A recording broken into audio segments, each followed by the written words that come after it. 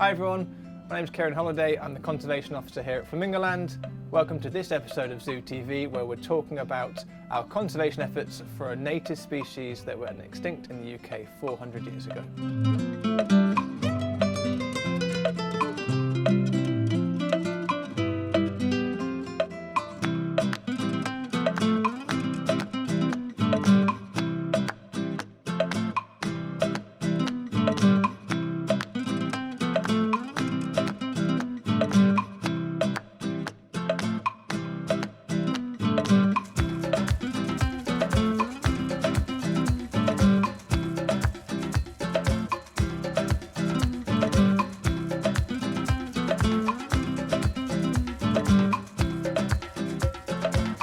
We believe Bob to be just under 2 years old. He's the smallest beaver we've held because he's the youngest. He's about 14 kilograms, really healthy, really curious. At night we've got him on the camera trap, moving about, finding food. He loves apples. He's addicted to apples, shall we say, but you still see him eating his bark, chewing his logs, and we're looking forward to him finding a place in the UK to be wild and free.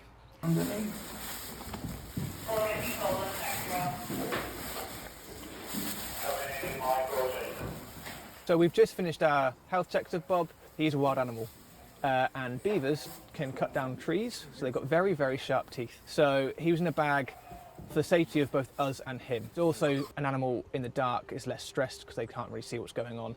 So putting him in a bag, it's easier for us to do all the processes we need to do to check he's okay, but also should be less stressful for him.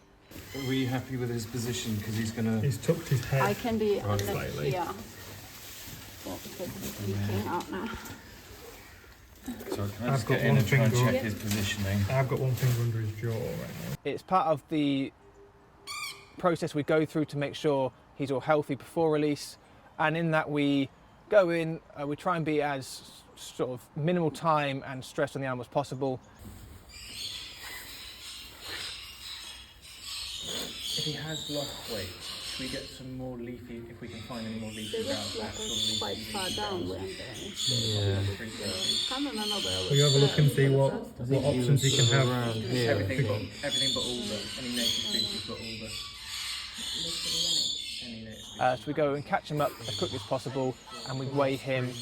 We take some bloods. We'll check if he's a male or female, get his tail length measured, find out the sort of length of his tail, length of his body. Yep. Tail width 11. The Eurasian beaver is endangered in Great Britain. It's actually critically endangered in England, but endangered as a Great British whole. Unfortunately, around 1600 they went extinct due to hunting and fur trapping, and a lot of people wanted to get them for a fluid they secrete called castoreum, which is actually in vanilla ice cream. 400 years of being extinct, and thankfully now they're back, but in low numbers, only around about 1,500 in the whole of the UK at the moment. So they're coming back, but it's taken its time.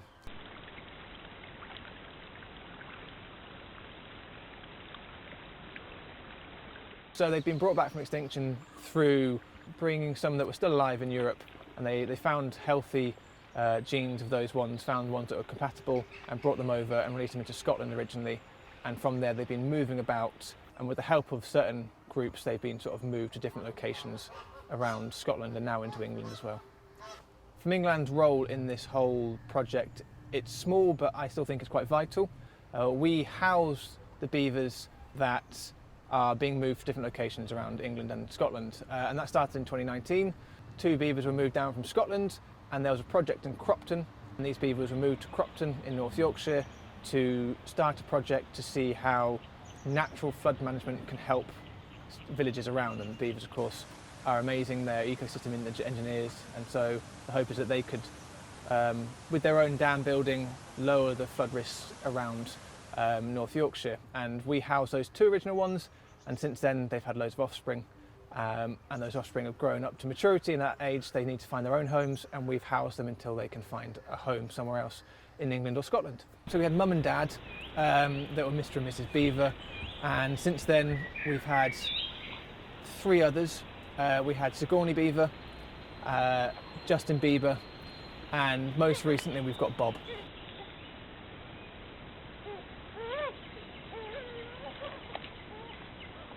Beavers are what we call ecosystem engineers. They have an amazing impact on their environment. It's the best I've ever seen of any animal that I've seen with my own eyes. How they change an environment is incredible. So everyone knows that they build dams.